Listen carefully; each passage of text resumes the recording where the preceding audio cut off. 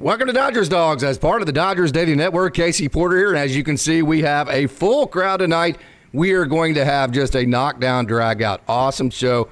Hey, I've been wanting to get Bruce Kuntz on. You know, there's a lot of great Dodgers prospects coverage out there. Bruce Kuntz is at the very top of that list. Coach Barikoff, as we bring Coach Barikoff in too, Coach, hey, we bring in only the best of guests, don't we, Coach? Listen, when you told me Bruce was going to be on, like, Bruce and I have been texting for about 6 months now, and when you told me that, I told my wife, listen, 29-year anniversary weekend, I'm stopping what we're doing because we've got a stud on. Like, this is why this show is so good. We got Bruce on. This dude, he's going to enlighten us all right now. I got 6 dudes I want to ask him about. I'm so fired up to have him on right now, Casey. Bruce, welcome. Hey, man, your initial thoughts of today's game and just whatever may be on your mind. Yeah, thank you for having me. I've been looking forward to joining the show with you two guys for a long time now, so I'm glad that we were finally able to get all the details worked out. So I'm happy to be here. Glad the Dodgers took the series today in their final time playing in Oakland, and then there's been plenty of minor league news going on here today as well that I'm sure we'll get to during the show. Yeah, absolutely. And hey, this has been a situation to where we've almost had him on like 5 different times, and I've screwed up the times every time. It's like, and today I sent him like 3 o'clock. I meant 5 o'clock because it's Pacific versus Central. So yeah, I'm so glad Bruce. And every time Bruce is like, hey, no worries, man. So very chill, very laid back dude. I really appreciate you being very patient with getting on this show. But hey, let's dive in first of all from somebody who covers prospects like we all do here on this screen. It was a fun day because River Ryan got to throw. So let's dive into River Ryan's performance today, and then also got pulled out. Just, of course, there was a big jam when he got pulled out, but got pulled out just 1 out shy of recording the win. Second time he's been pulled, maybe some could say maybe prematurely, maybe not. Of course, Evan Phillips got out of it, but your thoughts on River Ryan today? Yeah, I think these are the kind of starts that as a rookie, it's not always going to be smooth sailing, and I think that they were able to protect him. I think taking him out was probably the best move, just keep things as clean as they can be, and Evan Phillips got the job done. So I think these are the kind of outings that for a guy that's getting his feet wet in the big leagues and getting settled in. You're going to have the starts like he had in Houston, where I think that everybody mostly would agree that he was pulled a little prematurely. The pitch count was a concern there, so it was understandable, but it was still a frustrating move. But today I think makes a little more sense. It wasn't rolling quite as much. He gave up the big bomb to Rooker in the first inning and was going to face him again. So I think these are the kind of days where, he wasn't at his sharpest, and they were able to escape with a win and without too bad of a line going against Ryan. So ultimately you'll take it. Yeah, listen, we won the series.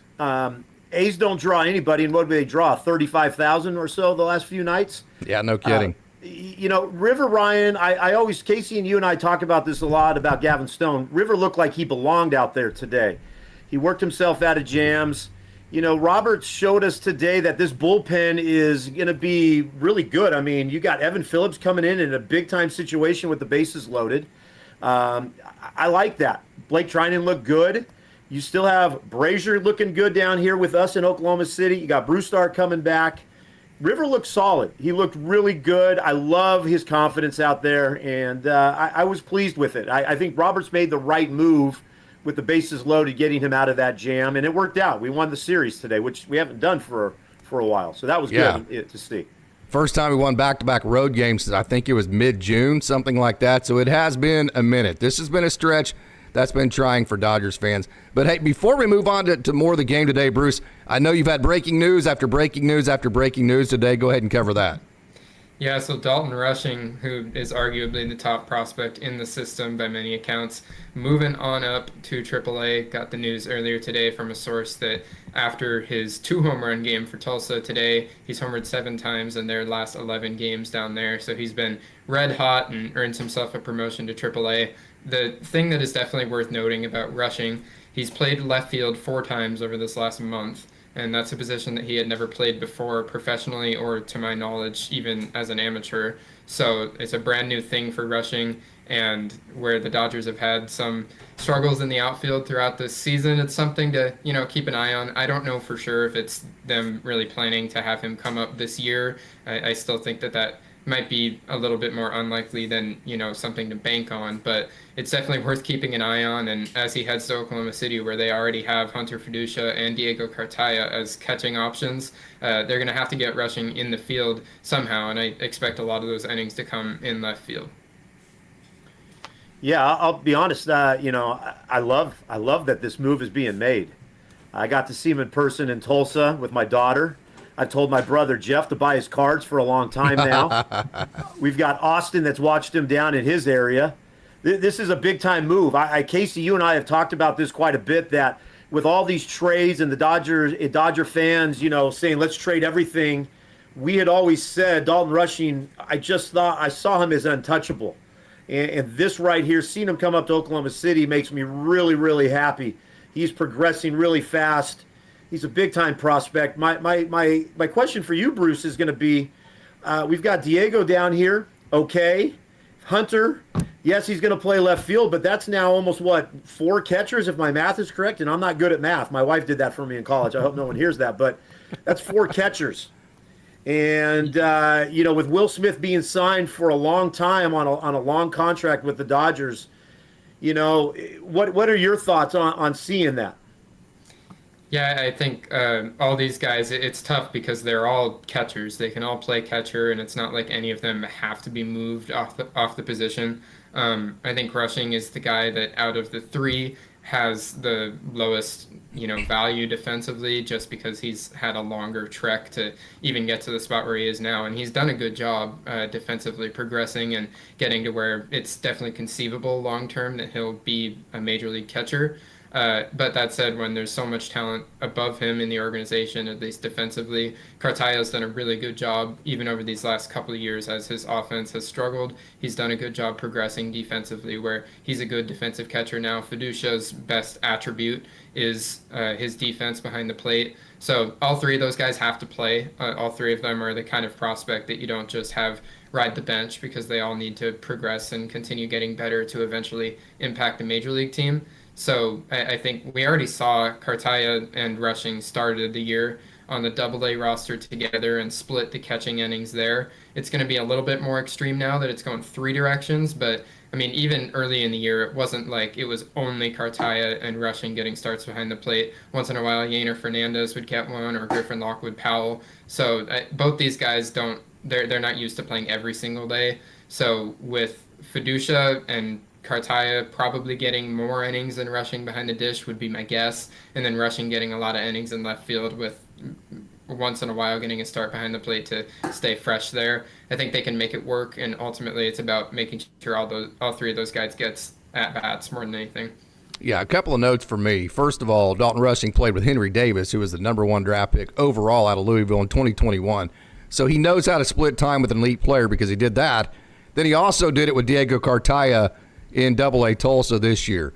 Also, Diego Cartaya grew up as a shortstop third baseman until he was 16 years old. So the catcher, he's actually played other positions longer in his life than catcher. So I think there could possibly be some versatility there.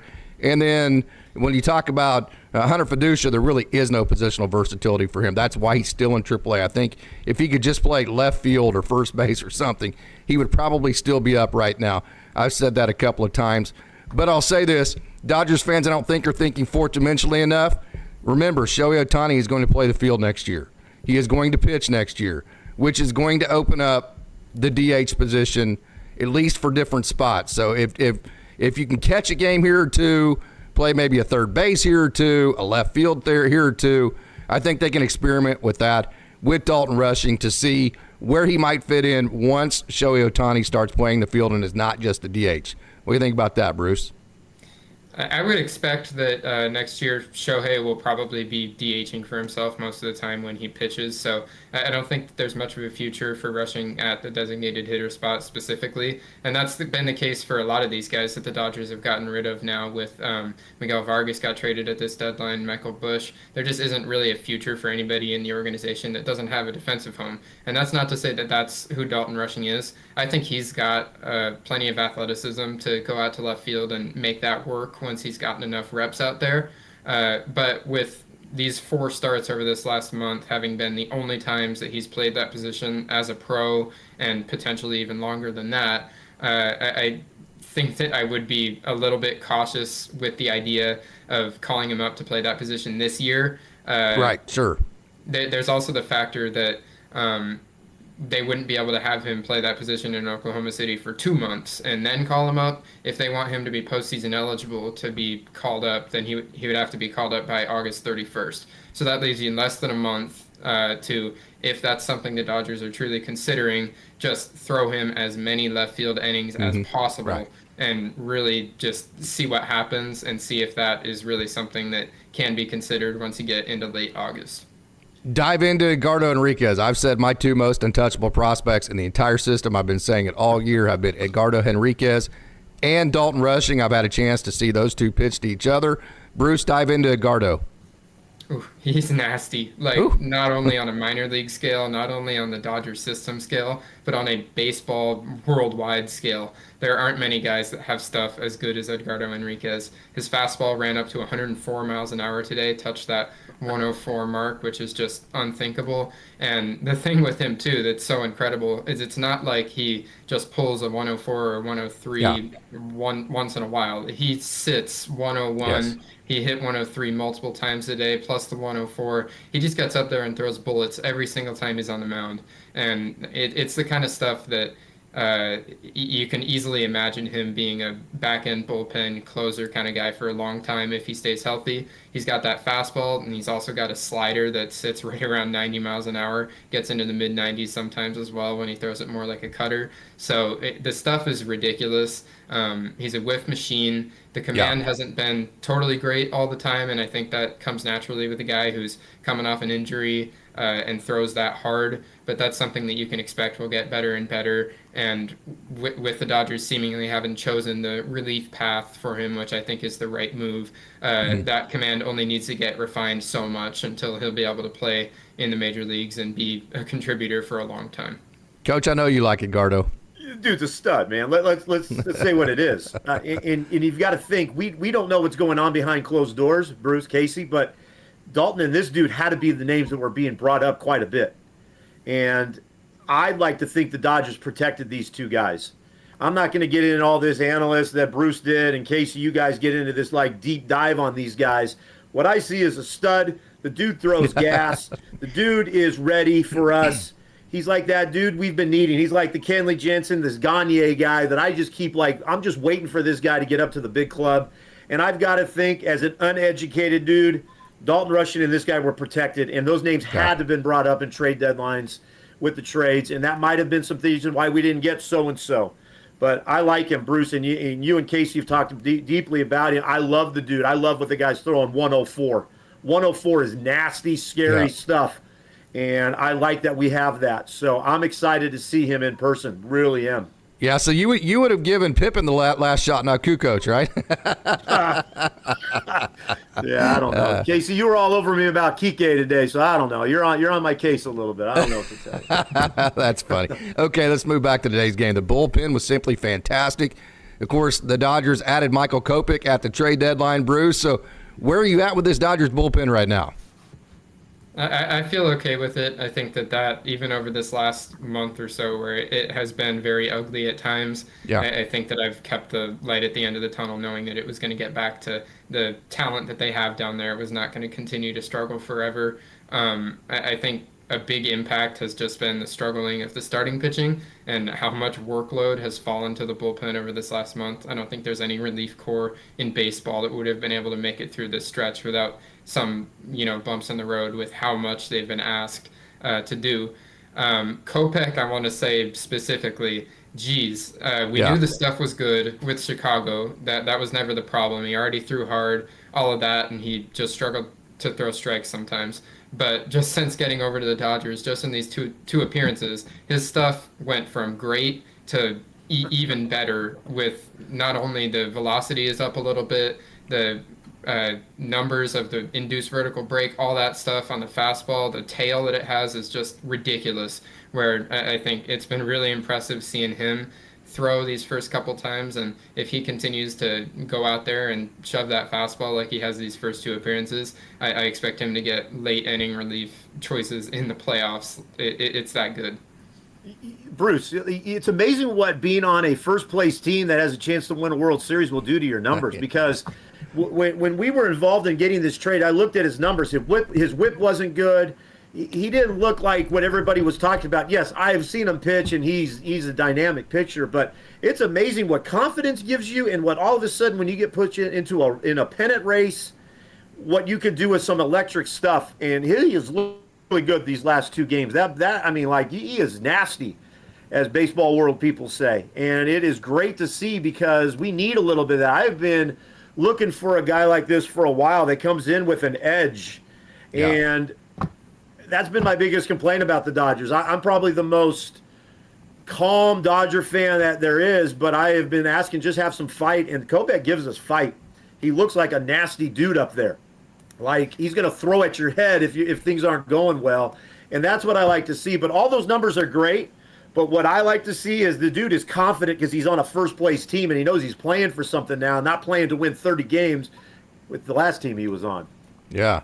And we're going to get to the crowd here. We have just an awesome crowd logging. I knew when we said that Bruce is going to be on tonight, this was going to be an awesome crowd that logged in, and they're going to have a lot of questions. So here we go. Here's the first one from Jeff Barakoff. I think you know who that is, Coach. Hey, Bruce, Yoendry Vargas, tell me about him. Yeah, Vargas is a stud. He's a guy that is definitely within the top 10 of the system, and somebody that is going to be talked about a lot through these next few years. I'm hoping Vargas might get a chance to head up to Single A before the end of the year here. The Arizona Complex League, which is where he played this year and was on the team that won the Arizona Complex League, that ACL Dodgers team, took it all down there in the hot Arizona desert.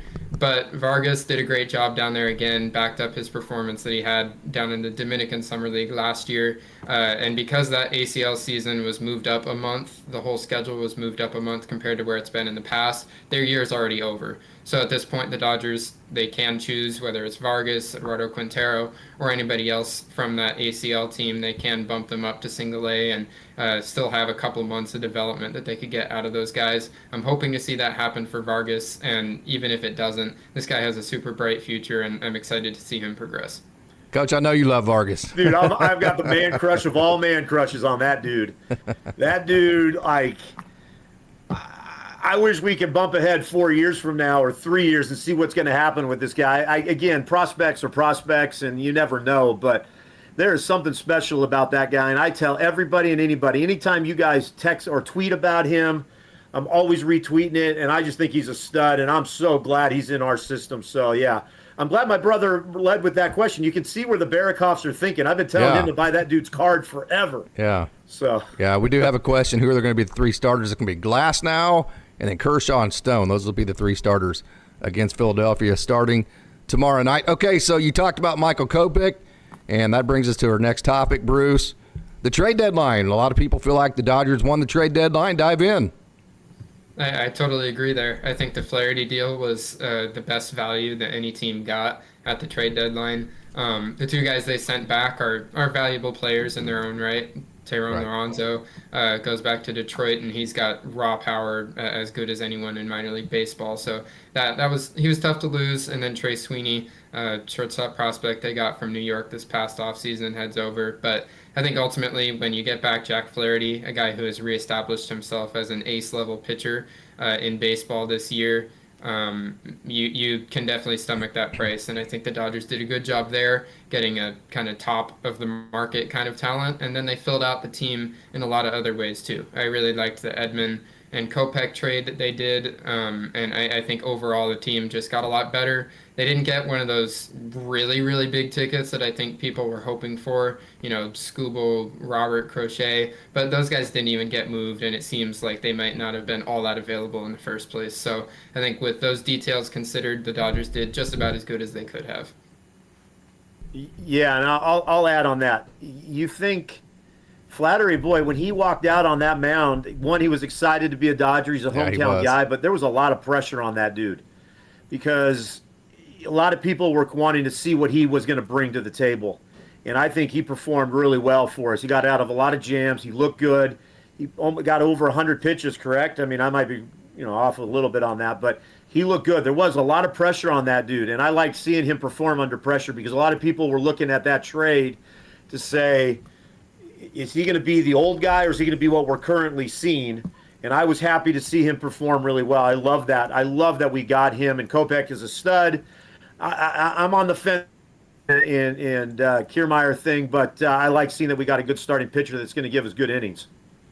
Absolutely. And Flaherty, he first of all, I mentioned on our little news show today that, hey, he's the stopper. The part of being an ace is things are going downhill. Give me the damn ball. Let me go out there and let me get things changed, and let's get things kind of like, like that big bucket in basketball when you're losing momentum. Somebody just needs to take the ball. Like, we're not even running a set here.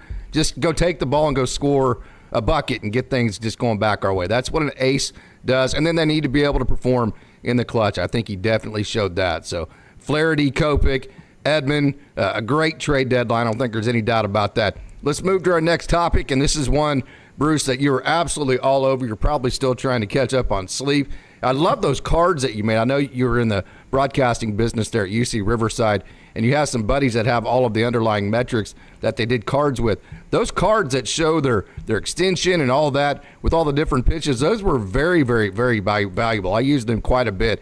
So, hey, you did a lot of work. You were absolutely the number one go-to on the draft coverage. So dive into this year's draft. Yeah, I appreciate that. I felt good with how the Dodgers did in this year's draft. They led the way with 2 prep bats at the top. Kellen Lindsey, the shortstop, getting taken 23rd overall. He's big speed, so that made it back-to-back years now where the Dodgers have gone with arguably the fastest player in the class with their first-round pick. So they take Lindsey. He's got a little bit more offensive upside than Kendall George does because he could develop into some power. So there's a lot to like in terms of Lindsey's upside. Also a good defender, so he should stick at shortstop long term. I think that's definitely conceivable. And then the Dodgers didn't draft in the second round because they gave away that pick when they signed Shohei Ohtani. Trade that is well worth it. And then they came back up in the third round and they took Chase Harlan, a prep third baseman, I believe out of Pennsylvania.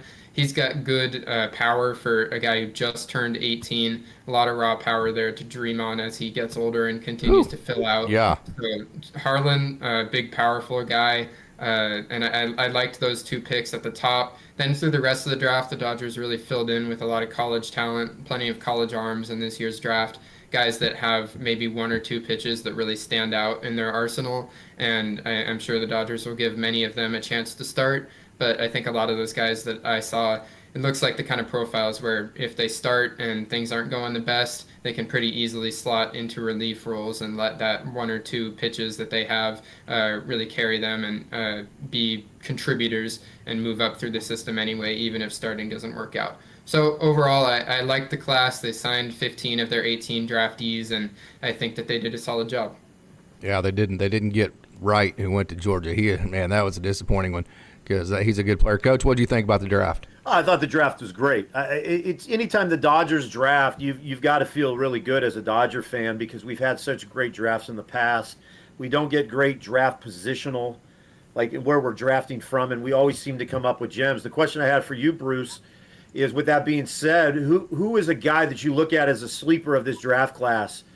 We've gotten some studs late rounds. Is there anybody you're seeing that you really like that not a lot of people are talking about?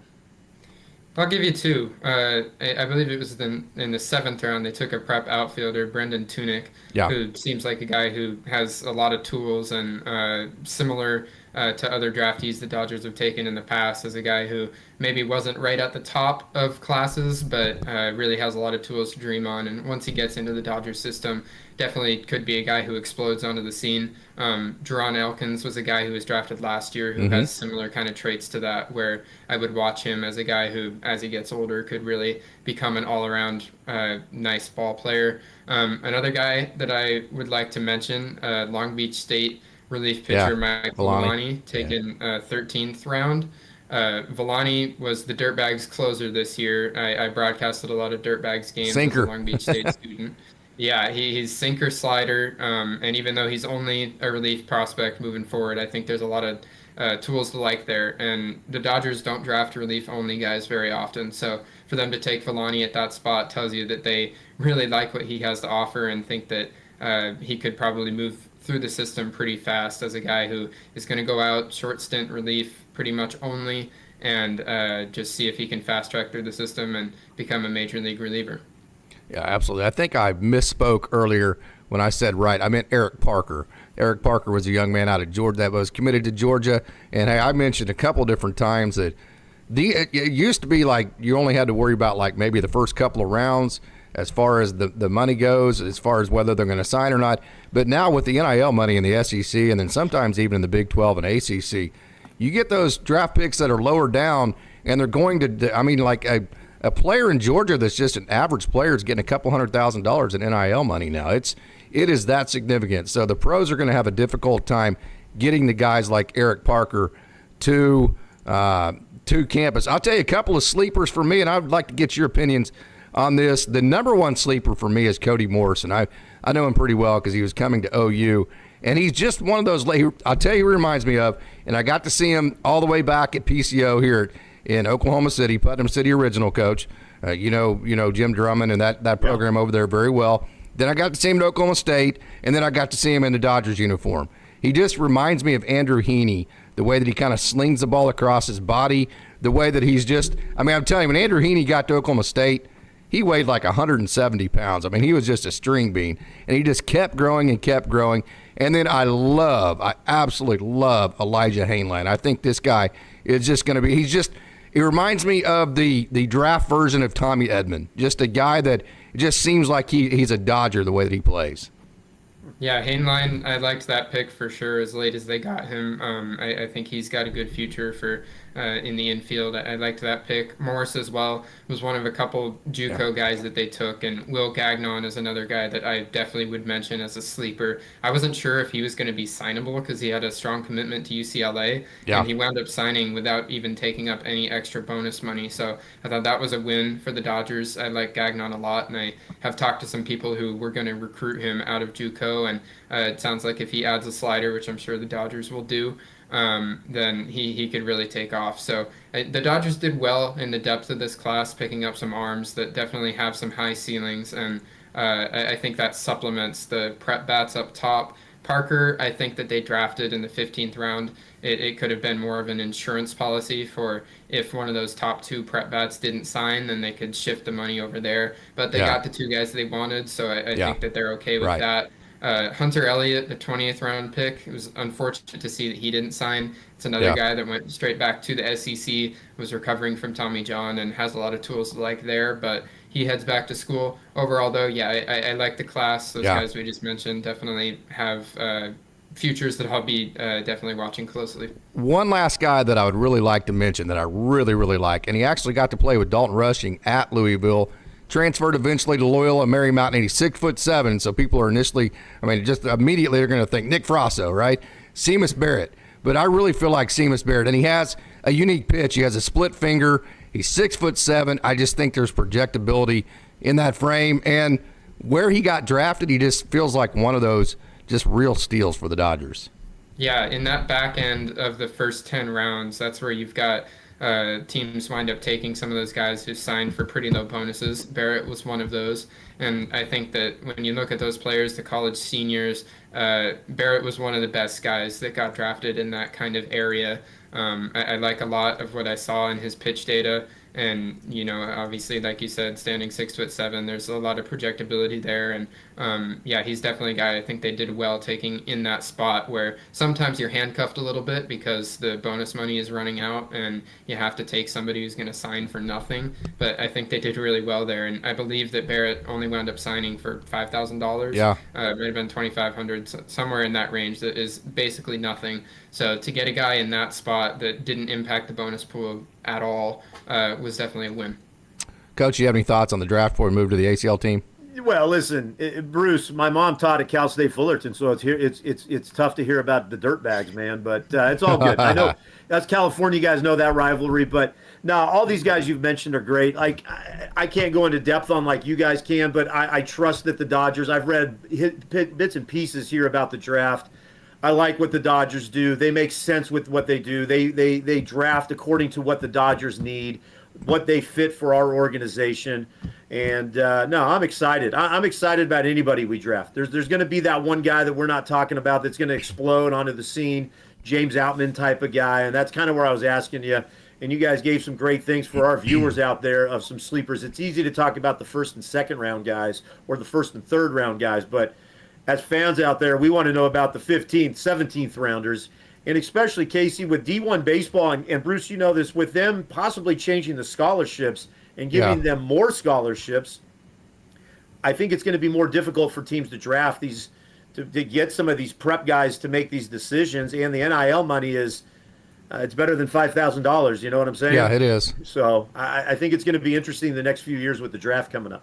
And especially in the SEC, and if you go to the right schools, what was the Pac-12, even the Big West, where you're at, there you see it there, Bruce. I mean, we'll play like a Utah Tech out of the WAC, and they'll bring in every single pitcher they throw is 95, 96. You're like, this is Utah Tech. I mean, so even in the Big West, when you're talking about Cal State Fullerton and UC Riverside, those are great baseball schools. I mean, Shane Bieber and Trevor Betancourt were both on UC Santa Barbara at the same time. They kicked OSU's ass. I can remember that very, very well. So there is a tremendous amount of talent, and I'm only saying that to say, to be honest with you, the SEC for most schools, especially at the top echelon, when you're playing a weekend in the SEC, I got to see Florida and Stillwater. They came and beat Oklahoma State. I can tell you every one of those arms could compete at AA Tulsa tomorrow. So a lot of that SEC competition is similar to maybe high AA. Yeah, that's optimistic. I think the college level has definitely gotten a little bit better. It's basically a light version of professional baseball down there in those big conferences. So a lot of those guys, that's an upside to drafting them, as they can get acclimated to pro ball pretty easily compared to some guys in the past that would have had a bigger learning curve. Some of these, especially hitters, that you draft them and they've already been seeing that velocity that you see in pro ball. All these big college schools now have hitting and pitching development labs with all the analytics and everything that pro ball teams have. So it's not like that there's a huge gap in terms of coaching and stuff like that, like there used to be. There still is a gap in talent, I think, because even though you might sometimes play some of these guys that are getting drafted, the really top talent, you also have most of the rosters compiled with guys that are going to be business majors and go work on Wall Street. So, it's an evening out kind of process where the guys that have the most talent wind up getting weeded out and head on to pro ball, and then all of a sudden it's everybody on the same level again. Okay, we have a question from Chuck Huddleston. Who in the minors, Bruce, other than the current rookies that have started this year, have a chance to be a front of the rotation starter for the Dodgers someday? That's a good question. I think the first name that comes to mind right now, his stock has been boosting over these last couple months, is Jackson Ferris. Yeah. Got him in the offseason in the deal for Michael Busch from Chicago.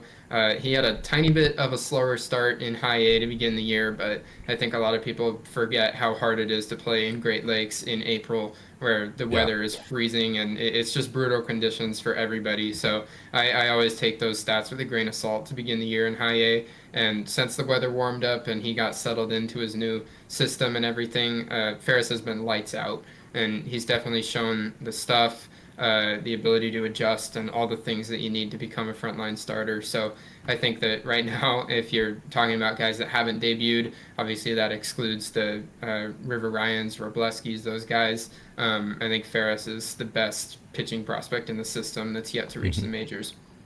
Coach, do you have anybody that on top of your mind there? Nah, of course, Bruce takes my guy. I mean, like, that dude's a stud.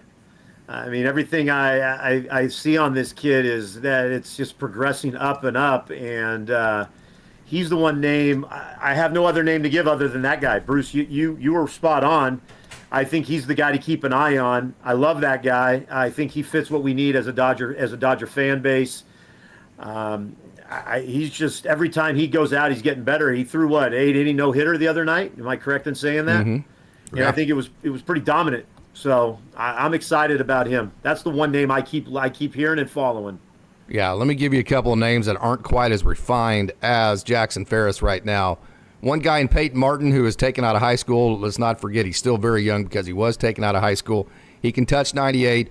He reminds me of Ben Casparius in the sense that he's reiterating himself. He continues to go through pitch mix changes, and because of that, the results always don't look good. He's adding kind of a little splinker type deal, but he's very similar to River Ryan in the sense he has that same type of swag. He played shortstop. He has that dog mentality in him, and he has a lightning bolt for a right arm. So as he redefines himself, by the time he gets to Tulsa or Oklahoma City, I think you might be able to see a River Ryan type ascension for him as he kind of figures out exactly who he is. And then the second one is quite a bit less refined than him. But I think in terms of potential, a guy that could be a really, really good major league pitcher is Patrick Copen. This guy is long. He has a really nice slider. He has a lot to offer. And the thing about him is I think he came to the Dodgers with a fairly clean slate. Would you agree with that, Bruce? Yeah. Copen is a guy that has definitely had his stock go way up over this season, his first full professional year after he was drafted last year. The fastball leads the arsenal and is a really, really good pitch. I know some people have it as a double plus 70 grade, so the fastball leading the arsenal, Copen is really impressive. One other guy I'd throw out in that kind of realm of, if everything goes right, this guy could be an ace, is Hyun-Suk Jang. He was in the Arizona Complex Getting moved up, by the way. Yeah, he is going to make a start for Single-A Rancho Cucamonga, his Single-A and full season ball debut here in this next week. Zhang, he has all the tools, deep arsenal, and huge strikeout stuff. If you look up his numbers, you will not see pretty results from the Arizona Complex League this year. But they had him on an extremely tight leash. Yes. The starts were 1-2 innings.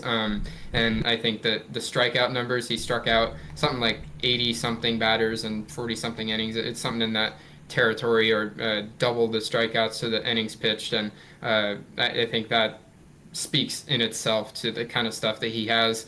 Command wasn't expected to be really a huge issue for him. So even though the walks were very inflated, it was a short sample size. And I think as he gets lengthened out and gets back to pitching full games like he's used to, I think that should be a problem that solves itself. Coach, you've gotten to see this guy quite a bit, and he had a really rough last outing.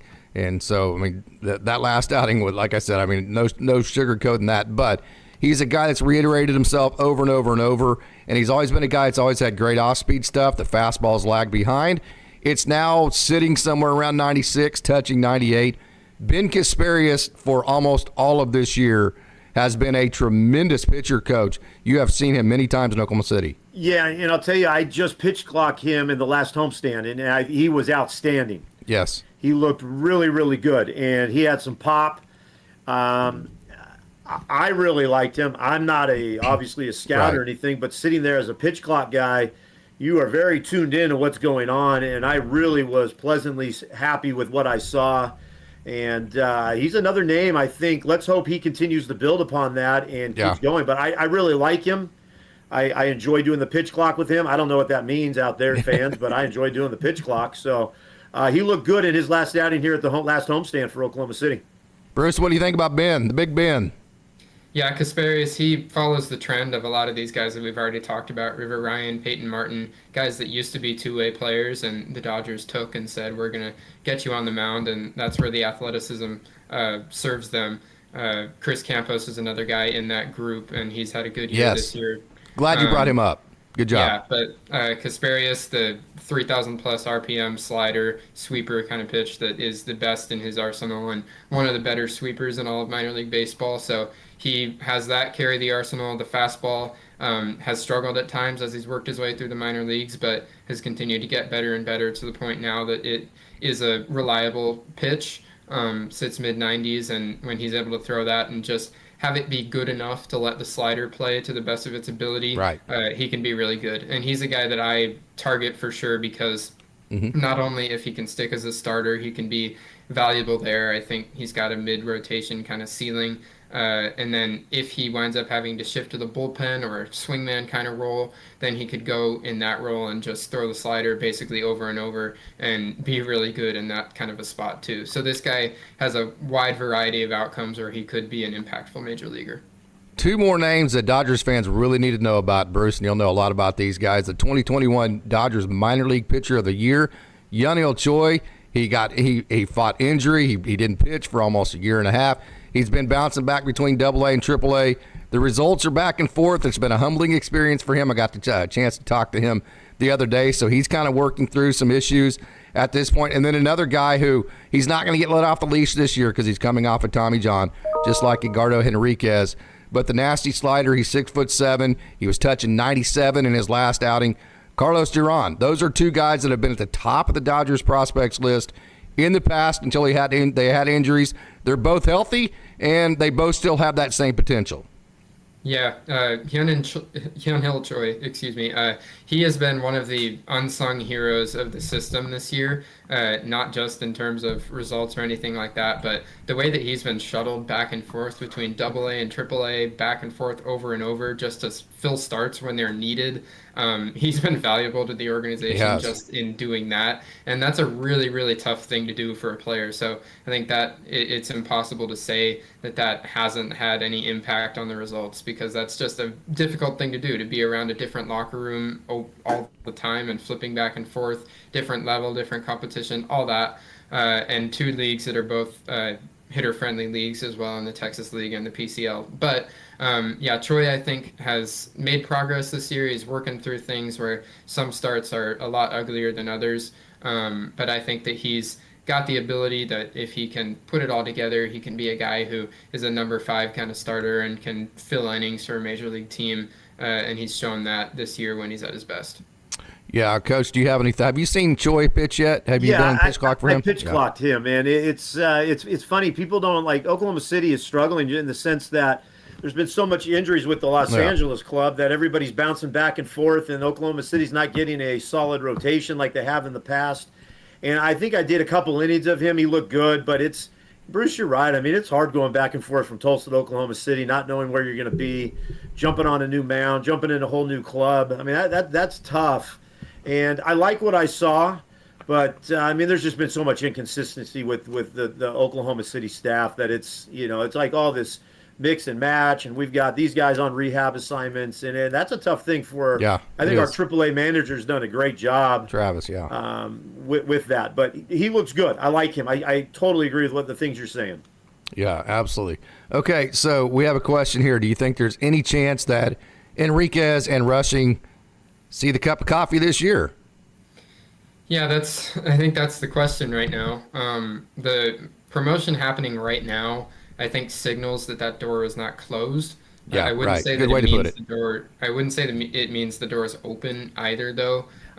Both those guys, Rushing obviously doesn't have the defensive home where it really fits the puzzle piece to the major league roster, so that's the question there. He's also only played 189 career minor league games, and the results have totally been there, so I don't think that's something you can argue with, but it also is something to just keep in mind, at least, that there isn't a ton of professional experience there still. With Enriquez, I think he's a little bit less likely than Rushing, just because he's young, he's working back from an injury still. He started this year having never pitched above single A, and the rise has just been meteoric. But to rise a guy all the way from single A to the major leagues when he's coming back off of an injury, just a lot of moving parts there with the hard thrower. I think that might be a little bit of a risk. I also think that Enriquez, obviously, the stuff is ready to play in the major leagues. He throws 104. You could put him in there, and that is top, quality stuff. But he's struggled with command enough that I fear that major league hitters who are have a much easier time watching that 104 go by for a ball than some of the guys in AA that basically have to start their swing before he releases the ball. I think he might struggle a little bit with the walks. And when it's not a slam dunk that he would be able to go straight into the back end of the bullpen, it might just not be worth the risk to try and fast track him that much, because of how extreme of a rise through the minor leagues that would be. Yeah, and you already have a logjam, Coach. You got to find a way to get Michael Grove, Ryan Brazier, and Brusdar Graterol on the roster anyways. Yeah, we talked about that a couple of days ago. I mean, that's where we're at with the dilemma. Brazier looks good right now. Brusdar looked good. I pitch clock him. That was awesome to see the bazooka. Yeah.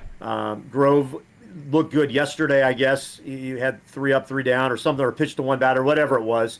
But, yeah, Dalton Rushing would be the one guy I could see making that move, but I just don't see it and moving this fast. Again, Dodger fans it's an interesting group. I love to see our prospects move up, but I'm also very patient with them. There's a lot of Dodger fans that love seeing our prospects move up, and the minute they go 1 for 10, it's like we got to send them down. They're not ready. So I think we should, as excited as we are about Dalton Rushing, I think we should take a step back and say let's see what he does in AAA.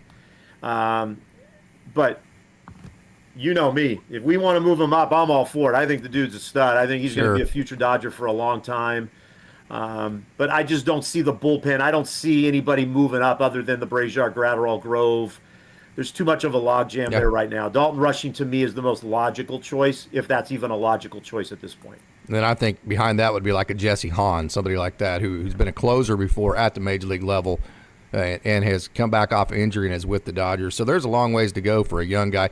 Okay, let's jump over to the position player side. We have a question. The first question on the position player side, the number 1 draft pick from last summer, Kendall George. This guy, of course, he struggles with velo from time to time because he weighs like 15 pounds. I mean, he came out of high school. He's a little dude, right? He's going to put on weight. This guy's going to get bigger. The bat speed's going to get better. The impact with his bat on the ball is going to become better as far as his bat winning. That collision between the two, right now the ball wins it more times than it will in the future. But the 80 grade speed, he had 5 hits the other day. I mean, he bunts for base hits. I believe he has 27 stolen bases, something like that. That's obvious. Now, he can still get better at stealing bases, I think, and reading pitchers and that kind of thing. But let's start with Kendall George on the position player side, Bruce. Yeah, Kendall George, I think that he's done everything that he was expected to do this year. He's rough, and that was the expectation coming in, that there were going to be things to work through. He's got the speed and the raw tools, but like you said, Casey, the base stealing ability can get better. His efficiency has not been where they're going to want it to be at eventually, and I think that's okay for a guy who was drafted as a prep guy who is speed first.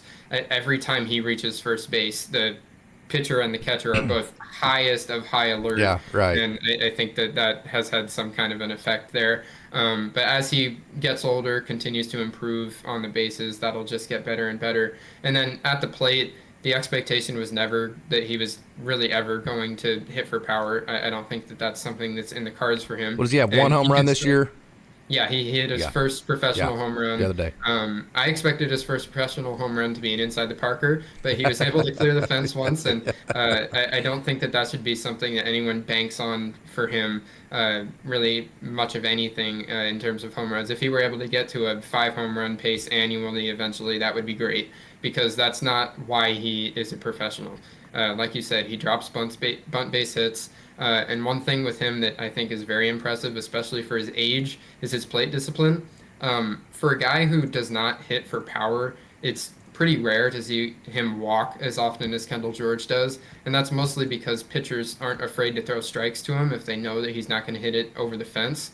So for George to still have the plate discipline to reach base as often as he does via the walk and then his contact skills in the zone, that's a really good pairing to let his speed play as good as it can. Absolutely, Coach. What position players catch your eye? Well, we talked about Kendall George. I think it shows the shift in drafting speed.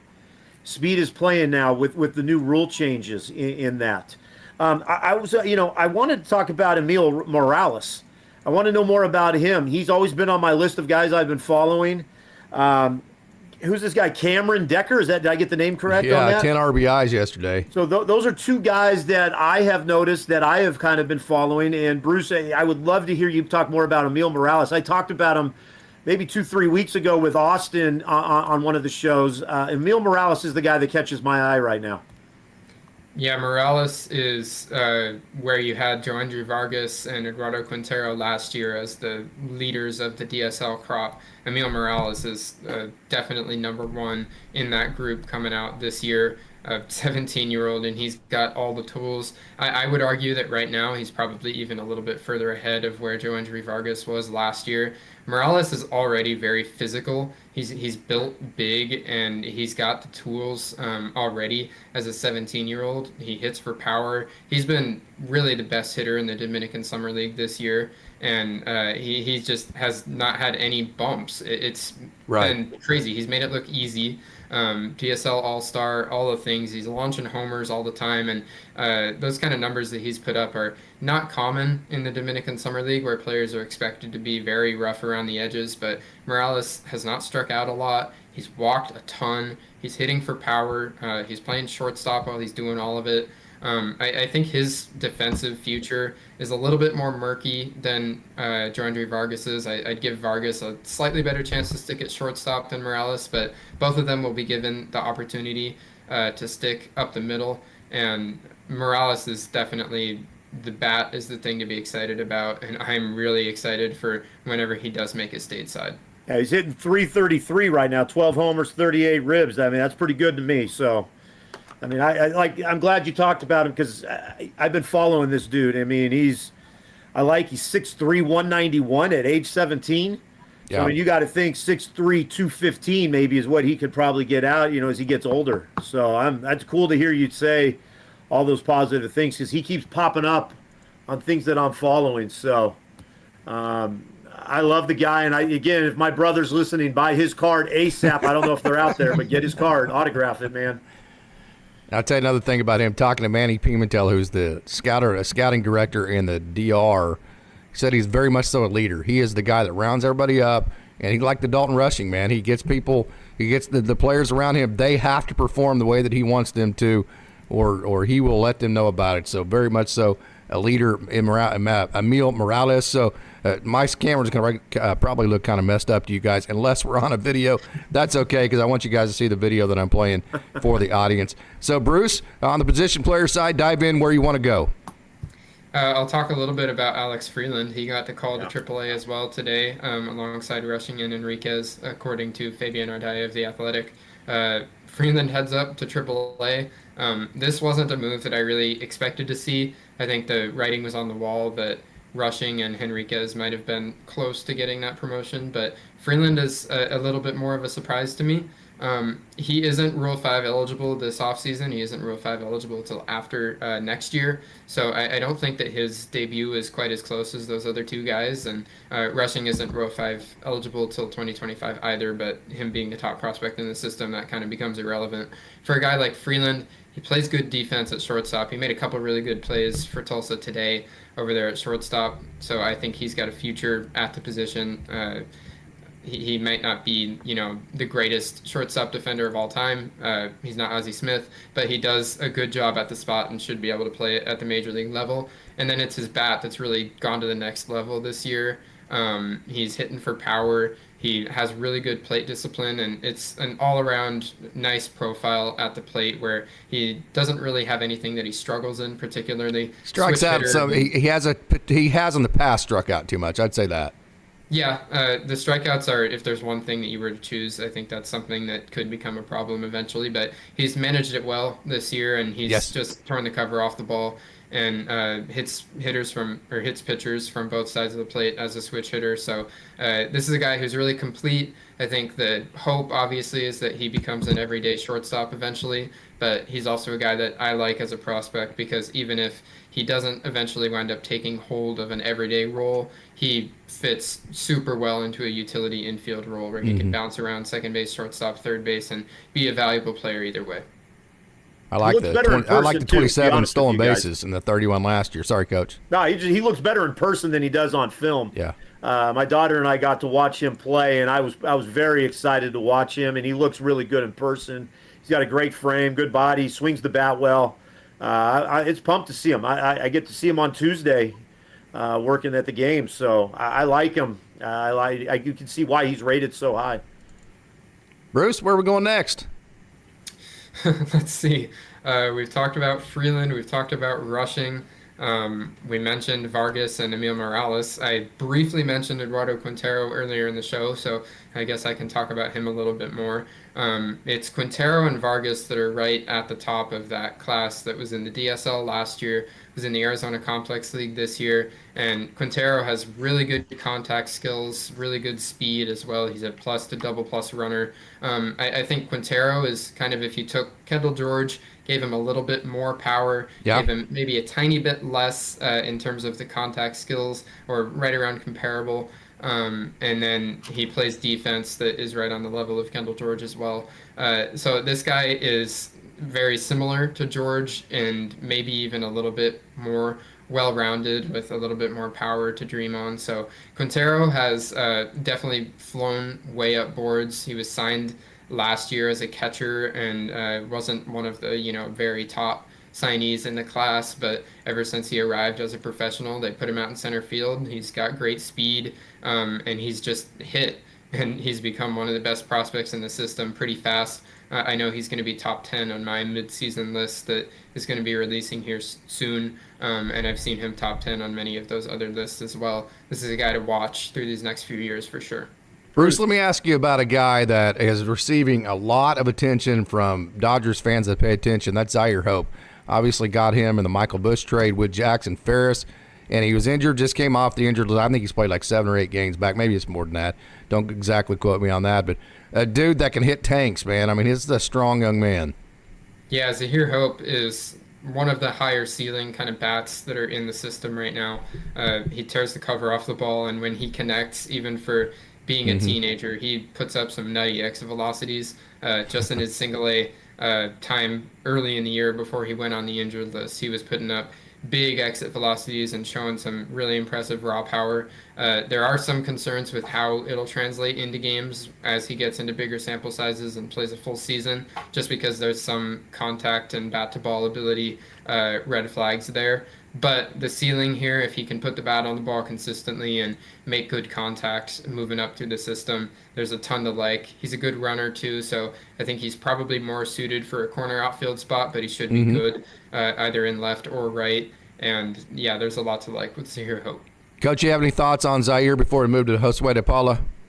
Well, you're going to talk about a stud then. No, I like Zaire. I was going to try to talk a couple weeks ago. The Quintero was hitting 359 with 12 stolen bases. I mean, he's high. I'm glad you said top 10. I was thinking that was probably right about where he should be. I like Hope. Jose de Paula, I will just jump in and say the dude looks great watching him on TV. The future is very bright, and another name that was brought up pretty heavily in trade talks. So, Bruce, I'd love to get your opinion on him, because I was concerned he was going to be a guy that was going to be sent packing, and I'm glad he wasn't. Yeah. Yeah, De Paula, for sure. I'm saving the best for last to talk about him, because I think he is 1A, 1B in the system with Dalton Rushing right now. Those are the two best players in the system right now. De Paula has just absurd offensive ability, and he's shown it already. And the thing to like with him is that he's already been producing a lot, and he has so much projectability. He's still so young, just turned 19. He was 18 on opening day this year and turned 19 mid-season. So there's a long way to go for him in terms of physical projection, and that's a good thing, because with the numbers that he's already putting up, he started to hit for more power this year than he has in the past, and he's got the broad shoulders, he's got the build to turn into a really, really prolific power hitter. And when he's already showing the contact skills that he is and the plate discipline that he is, this guy could just be an all-around offensive machine. Get on base, hit for average, hit for power. There isn't really a weakness, it looks like right now, if he can continue to develop the power like it seems like that he should. The defense is a little bit more murky, and that's where, when you talk about the 1A, 1B thing with Rushing, De Paula has the higher offensive ceiling and the better offensive profile, but Rushing has the ability to play catcher and much more defensive value. De Paula has looked rough in the outfield for sure. I think that's something that a lot of people have echoed, but as he continues to play, I think the Dodgers hope that they can just get him to be passable in left field or right field, maybe even. He's got a good throwing arm, so that isn't the issue. It's just the reads that have been rough before. but that's something that is fixable usually. So if the Dodgers can just get him to the point where he can play left field, that's all they need to let the bat shine. Hey, before we get out of here, I wanted to get one last guy in here, Bruce, and it's because he's already hit the 2020 club. And, I mean, he is the epitome of the three true outcome. Home runs, strikeouts, and walks. Chris Newell, a young man who actually has set the record for University of Virginia's stolen bases in postseason play ever for the University of Virginia, which is incredible. I mean, Chris Taylor played there. Some great players came out there, Jake Geloff and all those guys. But Chris Newell, what are your thoughts on him? Huge power. Newell has a ton of raw power that has really played in games this year. I've been a little bit surprised to see that he hasn't been bumped up to AA yet. Me too. I thought it would happen a long time ago. Yeah, I did too. I wouldn't be surprised if he winds up moving up now with a couple of guys heading up to AAA. He might be one of the dudes to come up and fill the spots. But Newell has really impressed this year in high A. He started last year in his first full professional season and just tore up the California League in single A and headed up to high A pretty quick. So this guy, once he has the time to get comfortable with a level and lets his power shine, it's really big power. You can see on the screen right now, that's a homer off of a lefty. He hits both lefties and righties well. The power plays against either handiness, and he has a lot of swing and miss, like you said, Casey. The strikeout rate is high. That's something that is going to be a thing to manage for him forever and is a big red flag on the profile. This is a guy that, with the amount of power that he hits for, the stolen bags, the ability to play center field defensively, if he did not have so much swing and miss, this would be a guy that you'd see top 10 in the system on every list. But the swing and miss is 100% so correct on that.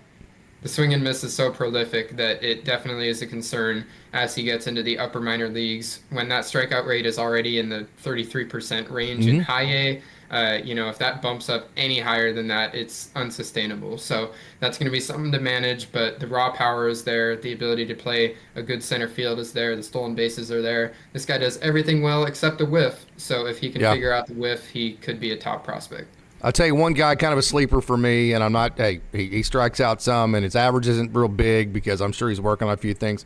But Kyle Nevin, I think Kyle Nevin could end up being a really good bat-to-ball guy. I know it doesn't look like that right now, but I think he could definitely be a sleeper as he figures out exactly the type of hitter that he wants to be. But, hey, Coach, I'm going to throw it to you for your final thoughts, and then we're going to let Bruce have his final thoughts, and then we're going to run on over out of here, and then I'm going to go visit my beautiful bride of 25 years because we had our 25th anniversary on Friday night. I know you're having your anniversary weekend, Coach, so your final thoughts. Well, back to Chris Newell. I love, again, a lot of these guys we're talking about, 6'3", 200 pounds. He's got 45 career or 42 stolen bases career. He's got 25 home runs right now. I like the makeup of the guys that we are going after.